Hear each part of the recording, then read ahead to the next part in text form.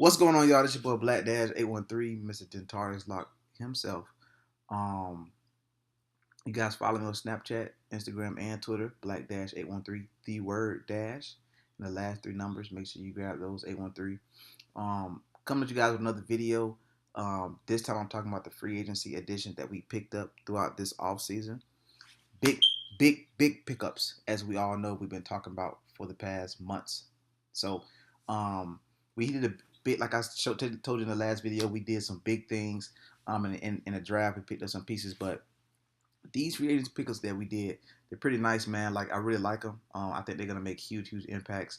Now, me personally, I've never been the kind of fan or Bucs fan that I wanted us to actually build our team throughout free agency. I rather us build through the draft because the free agency is kind of a hit or miss thing. Like you can have all this high expectations into somebody, and they do not live up to those expectations. You can pay them all this kind of money, and they don't do much.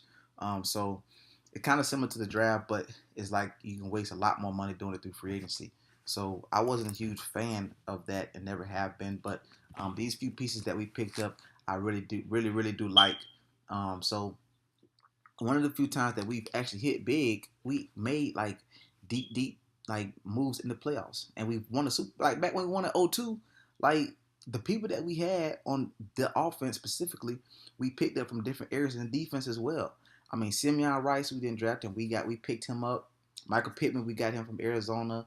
Keyshawn, we got him from the Jets. Keenan McCarty. So these guys, and Brad Johnson. So a lot of these guys that we picked up, those guys we picked up through free agency, they made huge moves, and we just hit big. Now, obviously, it took some time, and we need to have an offensive-minded coach to get us there. But that was one of the times where very rare you pick up people through off-season free agency additions, and they do well. So hopefully this year we can have the same kind of success, and we will move forward going to not only the first round but second round, maybe third, and Super Bowl, like a Super Bowl chance. So but anyway, let me go ahead and get started on some of these guys that we picked up. So obviously, you guys know probably one of the biggest pickups of the offseason, and we've been talking about for a long time is Deshaun Jackson. He's about 5'10", 175 pounds. He's about 30 years old now. Played with the Redskins, obviously, and the Eagles. Paid him big money to come here, 3 years. About 30 million, between 30 and 35 million dollars. He had over 1,000 yards last year, so um, we all know what kind of guy he is. He's a speedster. So we already got us a 6'5" receiver that can catch up with anybody. So now we need somebody who's gonna go across the middle, perfect at route running, and not only will catch the ball but get a lot of yak. And for you guys that don't know that, yards after catch. So I really like him because when you're doubling Mike Evans or you're doubling Cameron Brake or you're worrying about Doug Martin or Charles Sims, this guy can catch a 5 yard slant and take it 95 yards if he need to. So that's what I really like about that pickup. Now the thing about him that I know is he does not get hit often, which is very good. He catches the ball, and if he thinks that he's probably not gonna make it, or he sees a big hit come, he kind of goes down and saves that body hit, because those body hits can add up throughout the season. So I really like that with him. But not only he can catch, short dig routes and go long, but this dude can chase down deep balls. And we know how Jameis plays. Jameis is a perfect player that likes to throw deep balls. So when he throws a deep ball and you're thinking that no, there's no way somebody's gonna catch that, or Evans can't catch it, or Brake is not gonna chase it down, we have D-Jack. So D-Jack is gonna make a huge impact. To be honest with you, with the rookie pickup I said in the last video, Chris Godwin, I really feel like we're gonna put D-Jack in the slot a lot. And he's gonna work that slot corner, all kind of routes. So I really think that he's gonna have a big year. Now, not necessarily a big year in touchdowns, but a big year in receptions. Those big third down conversions that we need. He could be a big piece because when you're thinking about, as I said, Evans, or you're thinking about Cameron Brate, or all these other pieces, he's gonna kill your corner. So if he gets a step in your corner, he's gone. So that piece is very huge. I really like it. He's already been saying that although he's 30, he still feels like he's a rookie in the league right now. He still has the same speed. As I know, as a track athlete, speed does not go anywhere with age. So um, especially for football players. So I think that that's gonna be a key addition, man. Like, I really don't want to say that I would be surprised if he went over 1,100 yards, because at the end of the day, this guy, like I said, one catch can go 30 to 40 yards, just that quick. That's how fast this guy is. So I really like that because he pairs up with Evans perfect.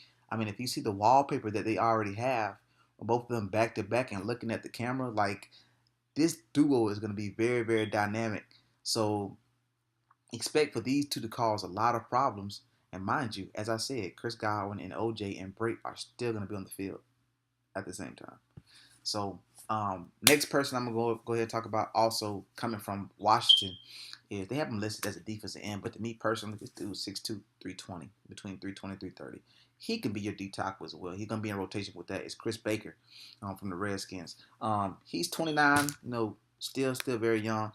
He's gonna be a huge impact as well, because as I said before about adding D tackles and D ends, we need to be in rotation. Um, Teams are starting to catch on, and so are we, as far as what the Seahawks and what the Falcons did last year. That rotation is very, very huge.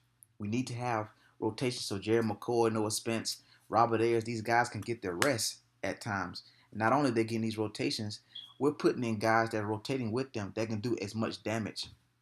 So that's going to be very, very huge, man. That's one thing that I really, really like about this pickup is Chris Baker can play D tackle and he can play D end. So I really, really like that. I expect for him to do a lot of damage, very, very, very, very fast, very soon. Also, from what I'm hearing, he can dance. They gave him that name Swaggy for a specific reason. This dude can really, really vibe. And, I'm pretty sure him and Jerry McCoy are gonna be dancing after having a lot of combinated sacks. So expect a lot from this guy. And not only that, like I said, 3.5 sacks last year, over 40 combined tackles. He's going to get a lot of one-on-ones too. We've been talking about D-Jax and Mike Evans one-on-ones. Like Jerry McCoy, they need to give him a lot of attention.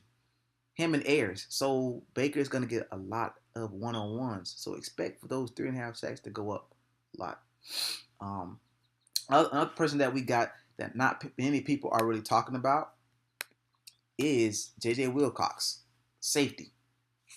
26, 6 feet, about 210, 215. This is one of them under the radar players that nobody really is talking about throughout free agency. Played with the Cowboys. We played against him last year. And what I noticed about him, he's very similar to Bob Sanders. I'm not sure if you guys remember him. He played with the Colts for a while. He's one of those sticks his nose in the middle of the pile. He's not afraid to hit anybody. Not only that, he's a very, very good cover corner, a good safety. Good cover safety. This dude has like I said, he ended with the 14th highest coverage grade throughout the season. So this dude is not he is a very, very good cover corner. And the good thing about a cover corner, I keep saying cover corner, cover safety. The good thing about a safety that can cover, is when you're blitzing all of your linebackers, that safety has to come down and he has to cover somebody. He has to cover the slot receiver. He has to cover the tight end. He has to cover the running back coming out the backfield. He has to cover somebody. If this guy can come and do that when we blitzing Levante David and Quan Alexander, we're going to make some noise. Period, point blank. There's no question about that. So I really like this move. Like I said, not many people actually seen this as a big move. They see it and they're thinking like, this is just another piece just to add to the back of the depth for the safeties. This dude is 26. He will be here for a while. They signed him to a 2-year deal, but I bet you after he makes a lot of moves and show that he's a cover safety as well, he'll get a long term. So expect for him to make a lot of noise, and I would not be surprised if he's fighting for a starting spot, because on third down, when I've noticed that we're bringing the pressure, like he's the one that will be on the field. He's the one on the 2-minute drives coming up, or third downs where we need major stops. Excuse me. So don't expect for him to be just a person that's just on the field when we have six DBs on the field. I don't see that. He will be on there quick as he can, and he will be somebody that's going to be a big piece.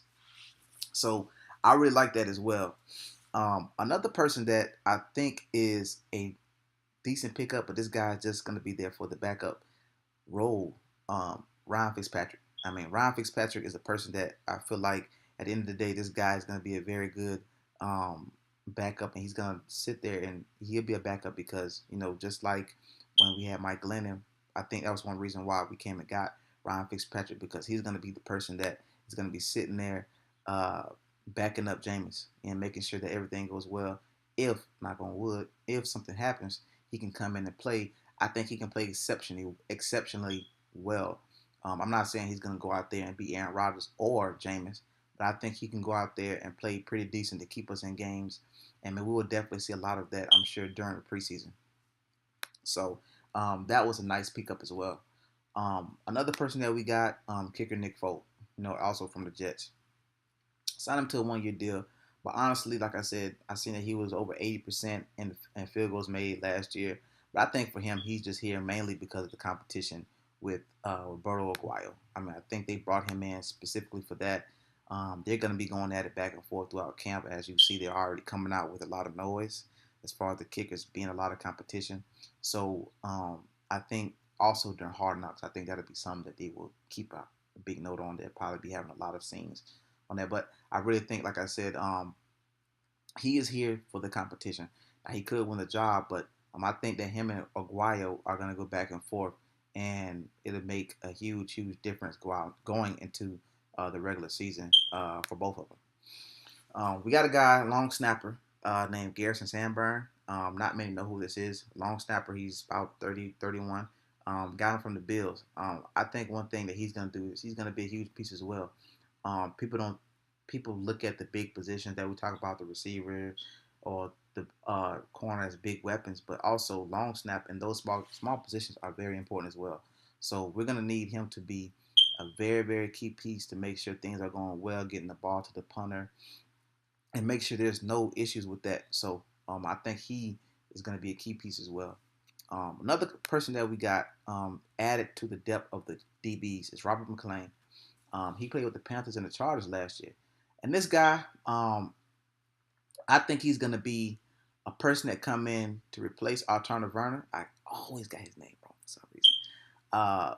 Alternative Werner, and I think he's going to be a punt return rotator. I think he could be a person that's huge on punt return and special teams. I think he's going to actually replace Russell Shepard, who we lost to the Panthers. So I think he's going to be play a huge role as well, mainly for special teams. I think he gets in as well for rotation for corners. But I think as far as the starting positions, I think we're already locked up with Vernon Hargreaves, and Brent Grimes for those two slots. So and one more piece that we got that not many people know too much about, and he's a young guy, and again, he's from the team that does a lot of rotating, and the DB or their defense, their D line is Tavares Barnes. He's been in the league for a couple of years out of Clemson. He's about 25. He went to the Seahawks last year. He played with the Saints the year before that.